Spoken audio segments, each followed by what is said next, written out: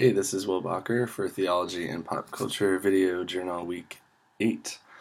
And for this video, I watched Frozen 2, and to be honest, I was a little apprehensive because I wasn't a huge fan of the first one, but I think really Disney went and improved on the first film in every way. Musically, the animation is incredible, and most of all, it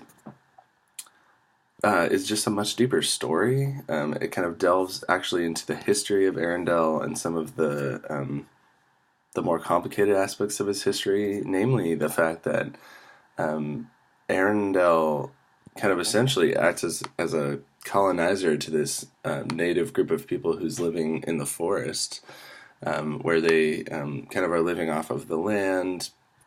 And what happens is basically the former king of Arendelle, Anna and Elsa's grandfather, builds a dam that he claims is going to help the native people, but it actually begins to kind of deteriorate their land, and he did it as a way of making them dependent on the kingdom of Arendelle.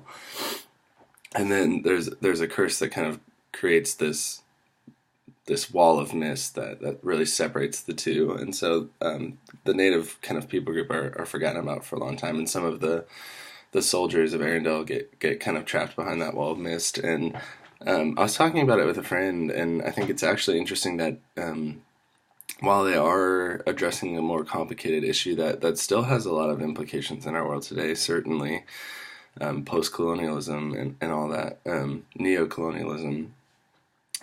With those issues still prevalent in our world today, they don't seek to kind of make people feel guilty, which I think is a unique and different approach to colonialism that I've seen, in that they're not blaming, like, the blame doesn't fall upon Anna and Elsa for the actions of their grandfather. Like, they kind of, in the movie, are able to admit that while there was wrong that took place in the past, Anna and Elsa are seeking to make that right.